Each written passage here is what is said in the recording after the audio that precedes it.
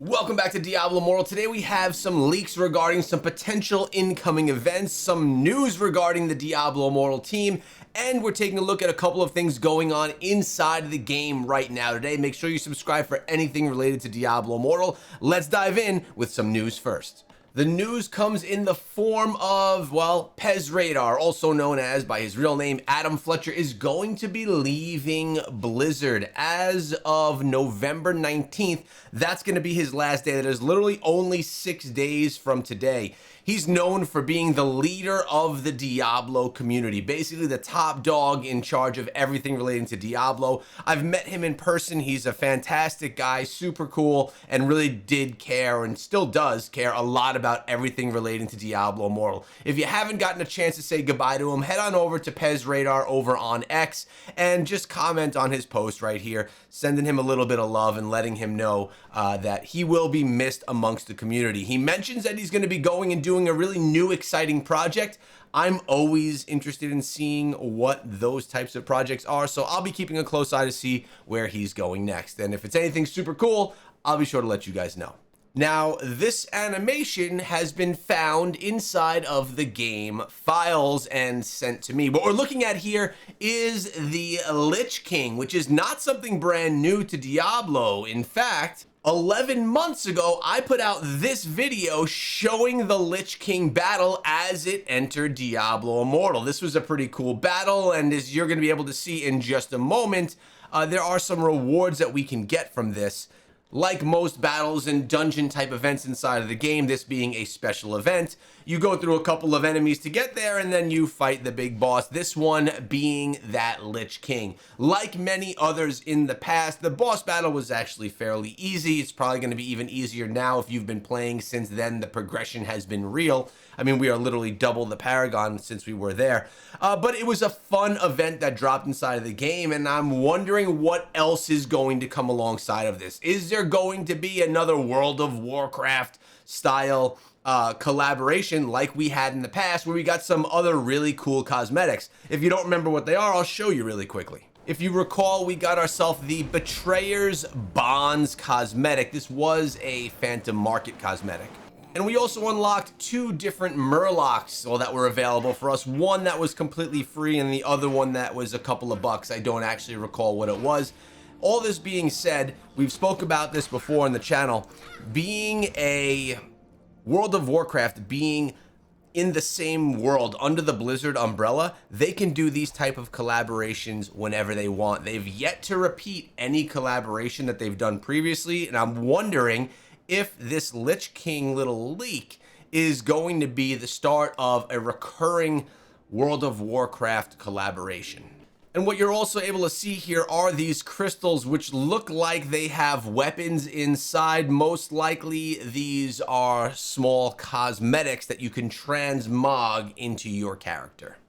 Now, first comment actually lures and brings us into another thing I'm going to discuss in the game. This one from Red October. He's over on the Iceburn tier server, leading the Scrappy Echoes if you want to join a great casual clan of great dudes. He says, I know I sent you a DM, but I'm going to comment for all. Basically, when I was talking about the Gem Surge event, I did not mention all of the gems that were available. And this actually offers us a great opportunity inside of the game, or at least many players. What I'm talking about here is, well, there's some things that are bad. One, you could only get it up to a rank 8, which means someone like myself, all of the gems that are available for upgrade here, as you can see, the featured gems of Roiling Consequence, Starfire, Echoing Shade, Voidspark, Stormvault, Frozen Heart. Essentially what we're looking at here are all of the gems that are available for us to get enhanced drops from the Elder Rifts. The problem is you can't get them up to a 5-star.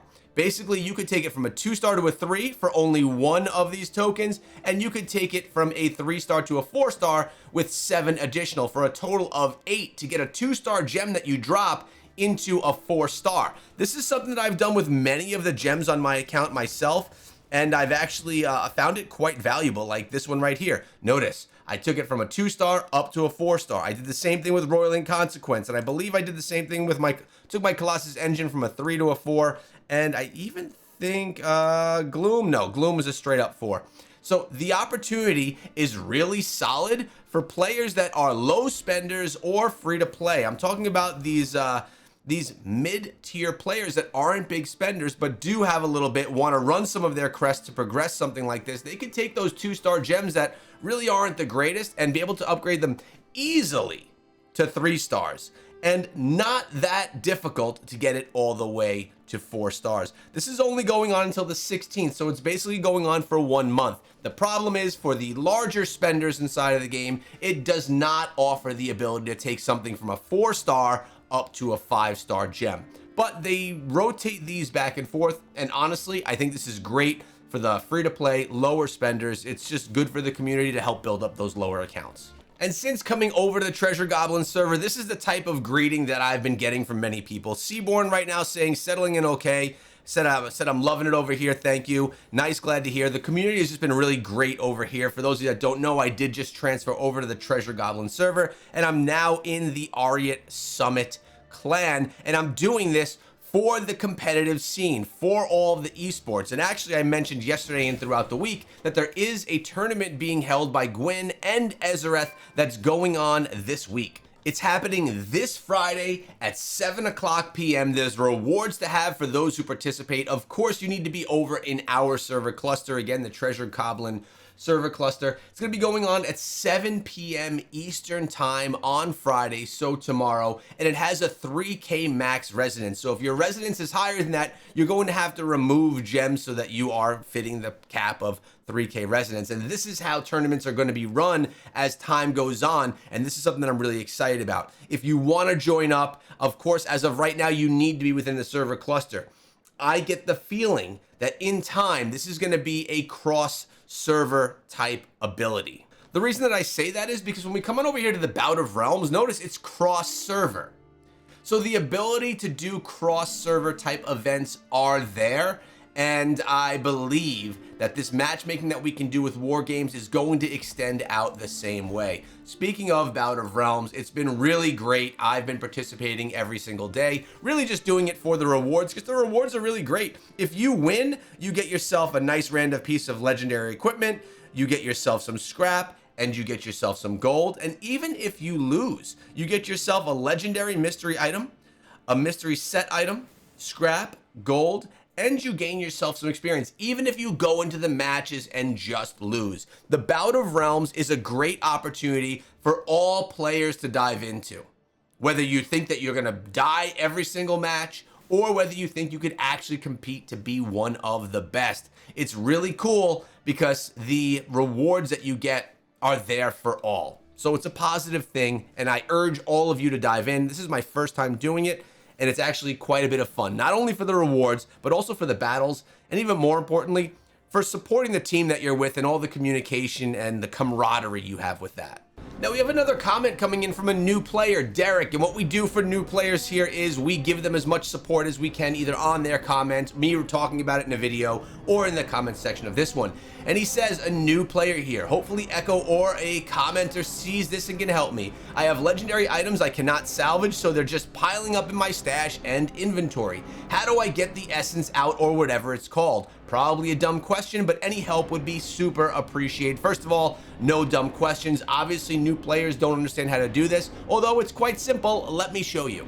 Basically, what you need to do is you need to go to an essence transfer. There are essence transfers all over West March and basically on all of the maps. I actually don't think I'm holding any. Actually, I am holding. So what you need to do is you need to identify the equipment. So first, you're going to go to the identifier.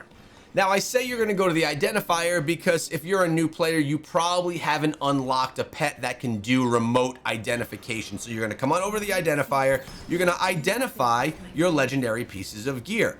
We'll take a look at it, make sure that it's not something that you want to use. This is not one that I'm going to use here. So I'm now going to run on over to the essence transfer, which is right next door down here in West March. And I don't want this in my bag. This is not a piece of gear I'm going to use. It's basically worthless, but maybe the essence is one that I need. So I go to the essence transfer and I'm going to hit multi-extract. I'm going to click on it. And notice here, this is an essence I already have. If it is not an essence that you already have, it will show you the name of the essence and you will hit extract. Now you're getting these points over here, loyalty points, to unlock other essences, and you have these legacy loyal points, which are from essentially seasons past, which you can still spend on older essences, but the essence would then become, if it's one you didn't have, available, so that when you want to go inherit an essence, let's say I want to change my chest, I can inherit, I can come right over here, and I could choose any of the essences that I have unlocked to change essentially what abilities are able to be used when I'm trying to put new builds together. So really what you're looking for is the essence transfer. Now the final question that actually is a great one is from BMC saying, Hecko, I have a request. Can you do a video that breaks down war games and how you set them up? It's always blank in my server. Shout out to the greatest clan in Diablo Immortal, Shark Week, from the Burning Hell server. First of all, I love how we gave a shout out to his clan, and that's what I'm talking about community. But let's dive into the war games mechanic really quickly for a very quick tutorial. If you're unaware of where to find the war games setup or board, it's in the Immortal Outlook waypoint. When you're in Westmarch, it's basically all the way up top.